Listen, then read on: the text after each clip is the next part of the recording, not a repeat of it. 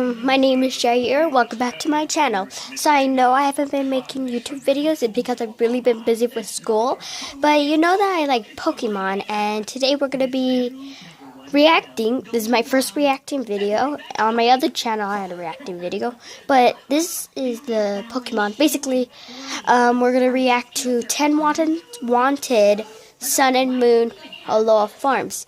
I hope you enjoy, and let's watch. It's by draginite. The recent video I did, Top 10 Wanted Sun and Moon Mega Evolutions, was some of the most fun I've had for a video in a long time. Collaborating with an amazing Pokemon player, artist, and video editor all at the same time to make an unofficial Pokemon come to life was an absolute blast. But there was just one problem. It looks possible that the new Mega Evolutions might not be in Sun and Moon at all. Sure, there's always the chance that new Megas are in the game and are well hidden, but the big 7th generation reveal ended up being the new Alolan forms for the various Kanto Pokemon, completely changing old 1st generation Pokemon, giving them new typing and design. Because the Sun and Moon Megas video was such a good time, I've decided to bring together another team for another round of fake Pokemon forms that we'd love to see.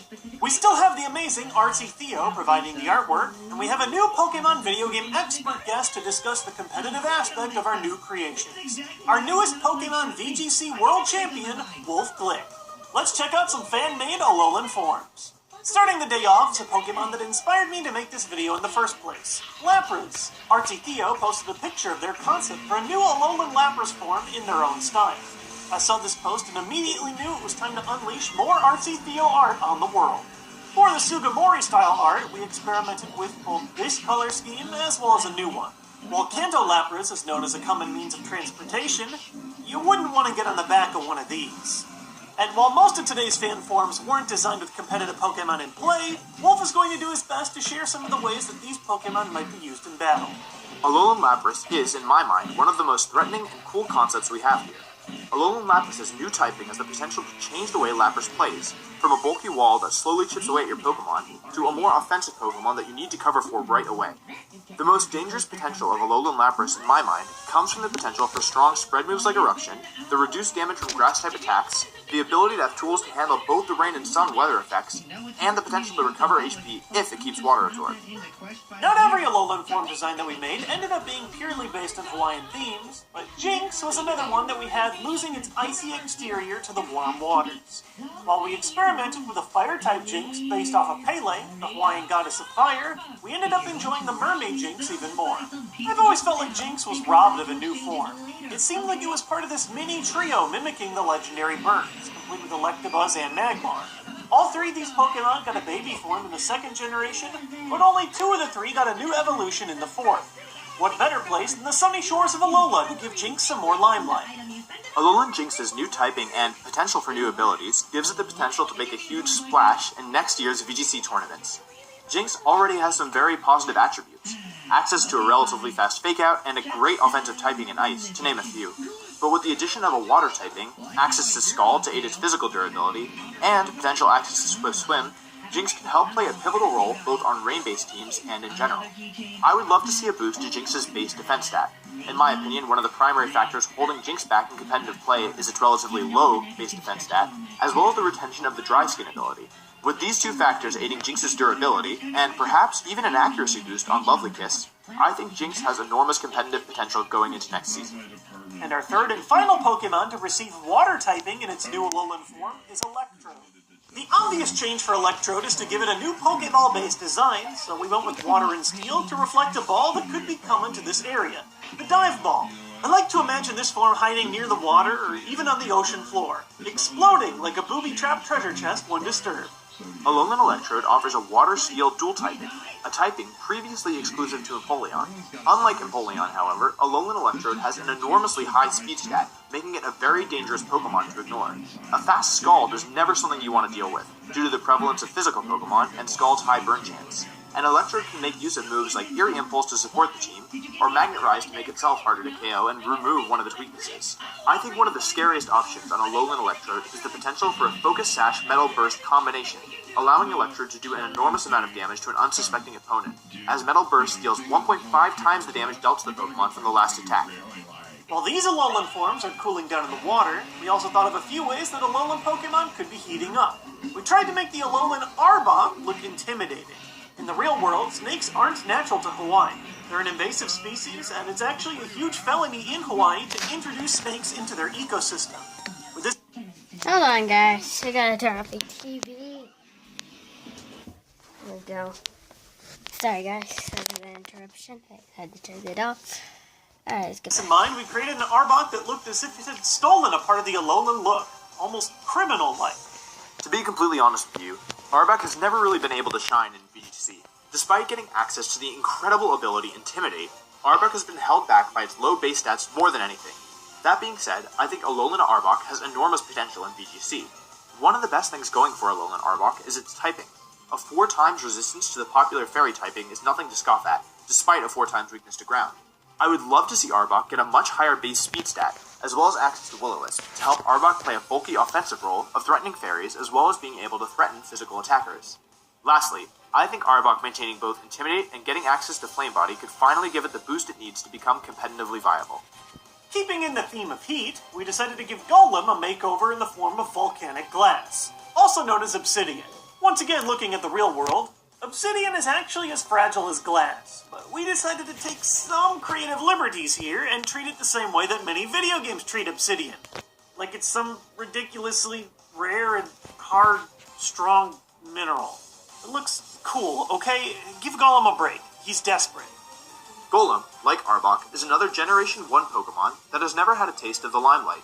I really struggle to think of ways to make Golem viable, since it already has so much going against it, but I think I might have finally found something. First, with the change to Steel and Ground typing, Golem loses its enormous weaknesses to Grass and Water, as well as now being able to better handle Fairy-type Pokemon. More unconventionally, I would like to give Golem access to Flash Fire. I think it fits with the theme of Golem's Steel typing resulting from being tempered from a volcano, and without a weakness to Fire type, Golem is only weak to Ground, Water, and Fighting. Golem being able to retain Wide Guard would help protect it from the always popular Earthquake, as well as shielding teammates from spread moves. Lastly, I'd like to see an increase in Golem's base HP and special defense, increasing its survivability. I'd love to live in a world where this forgotten ball of rock can strike fear into the heart of VGC players from Team Preview. For Rapidash, we decided to go with the low-hanging fruit, the Pegasus transformation. While we do have an electric horse thing with Zebstrika, the Pegasus is something that I've always wanted to make its way into the Pokemon world, and Rapidash seemed like a fun opportunity. The only goal we really had in mind was to make sure that every new form looked awesome, and I think Rapidash passes. Rapidash is a Pokemon I love, and I would be absolutely thrilled to have it viable in VGC. Rapidash on its own has some good things going for it, access to Will-O-Wisp and Ally Switch, and a high base speed to start, but its poor overall stats and lack of offensive pressure have always held it back. Alolan Rapidash has the potential to change that. In terms of abilities, I think giving Alolan Rapidash Lightning Rod would be phenomenal, as it would help Rapidash support its teammates and also confuse Pikachu when he aims for the horn. In terms of base stats, I think Rapidash could definitely use an increase in overall bulk and also special attack. I would also love to see Rapidash learn Electrify, as it would allow Rapidash to fulfill a very unique supporting role with Electrify and Ally Switch that has not yet been seen, as well as gaining Hurricane, allowing Rapidash to fulfill the role of a supportive Rain Sweeper with Thunder and Hurricane on rain teams. Giving Alolan Rapidash access to tools to help control the speed of the field would also be excellent, such as Nuzzle, Thunderwave, and Tailwind. And while it's always exciting to see new powerful and ferocious forms in Pokemon, we also decided to take a look at the fun ways you could give some cute Pokemon new forms as well. For Clefable, we decided to create a unique dark and fairy typing modeled after the Moonbow, or Lunar Rainbow. The Moonbow is common to Hawaii, typically appearing only at night through the light that we get from the moon. Clefable is a Pokemon that didn't really stand out in VGC until Generation 6 and the introduction of Fairy typing, allowing it to serve a role as a bulky redirection support Pokemon using Follow Me. With the addition of Dark typing, Clefable would be able to add another offensive aspect to its field presence and even be able to threaten Pokemon like Aegislash, which gave Clefable trouble in Generation 6. The addition of Foul Play could make Clefable a force to be reckoned with, as Foul Play uses the opponent's attack stat, allowing Clefable to focus solely on its defenses. My prediction is that Alolan Clefable would become a familiar face in next year's VGC metagame. And our other cute Pokemon is Wigglytuff. Out of pure personal bias for love of the Wigglytuff line, I requested that RC Theo turn the silly balloon Pokemon into something new. And that she did, giving us a toasted marshmallow? It's beautiful. I love it. We need no lore or explanation for the design. I believe Alolan Wigglytuff is a beauty that speaks for itself. Wigglytuff is a super derpy Pokemon, but surprisingly enough, it actually won a regional back in 2014, when three-time world champion Ray Rizzo capitalized on its spectacular move pool and access to competitive to blow through the competition. While Alolan Wigglytuff looks more like a fancy dessert item than a competitive powerhouse, I think with access to Heat Wave, Fire Blast, and Overheat, as well as either retention of competitive or maybe even access to Drought, it could definitely become a VGC threat. And we'll close out today with two of my favorite powerhouse Pokemon designs from this experiment. Starting with Machamp. At first I was considering trying to find some way for Machamp to gain inner peace, maybe get a fairy typing, the complete opposite of its usual aggressive nature. However, somewhere down the line we realized that maybe it was a little too Medicham-like, so instead we went on a design based on the Vajrapani, a protector figure in Buddhism. Armed with the Vajra, a weapon associated with thunderbolts, we felt like an electric-fueled Machamp seemed appropriate. Machamp is a Pokemon that actually has a pretty solid VGC history, having won multiple world championships in the senior division. Machamp traditionally plays the role of a slow trick-room attacker, using its good bulk, decent move pool, and the power of Dynamic Punch to put pressure on opposing teams. With that being said, there's two potential routes I'd like to see Alolan Machamp go. One focusing on a significantly higher base speed to increase its viability outside of heavy speed control, and one actually going slower, making Machamp a better sweeper in Trick Room with its new typing and move coverage. I would also love to see some of the electric-specific support moves given to Alolan Machamp, such as Electrify and Ion Deluge. With the increased viability of electric terrain potentially playing a role in VGC 2017, I would love to see Alolan Machamp make an impact. And finally, to close the day off, is a new form for a Pokemon that's been begging for one for years, Dragonite. We decided to save some Hawaiian influence for last, giving Dragonite a design after the demigod Maui. While Hawaiian legends speak of all sorts of battles, feats, and mischief caused by Maui, his most popular ones speak of how his magic fish hook pulled the Hawaiian Islands up from the water, and how he lassoed the sun to make the days longer in the summer. We gave Dragonite the fighting type to match the feats of strength Maui accomplished, while also referencing his magic hook with Dragonite's tail. Dragonite never seems to get any love in VGC. It always seems to be outclassed by another Pokemon who can fulfill its roles better. Alolan Dragonite might sing a different tune, however.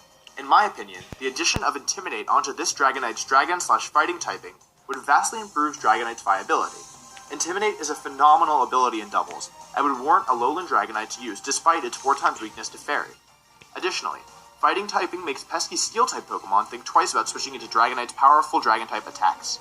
Overall, I definitely wouldn't be surprised to see Dragonite's usage shoot up in next year's VGC season. Alright, Wolf, with such a wide array of new forms, almost none of which we designed with competitive play in mind, which one would you say I win Worlds with in 2017? Oof, that's a tough question, Josh. I think I've got to say the Flaming Marshmallow of Wigglytuff. You're the hero we need. Maybe not the one we deserve, but definitely the one we need. Show Wigglytuff some love, man. Well, you heard it here first. Wiggly for Worlds 2017. But in all seriousness, this was an amazing project to work with, and I can't wait to see what other surprises Pokemon Sun and Moon have this November. Huge thanks to RC Theo. Alright. So that was all of it. So if you want any other Pokemon that you want in Aloha, put it in the comments below. Which one was your favorite? I think that the new Dragonite was my favorite. Which one was yours? Put it in the comments below, and I'll see you guys tomorrow on my next reaction. I promise I'll make a reaction. Bye!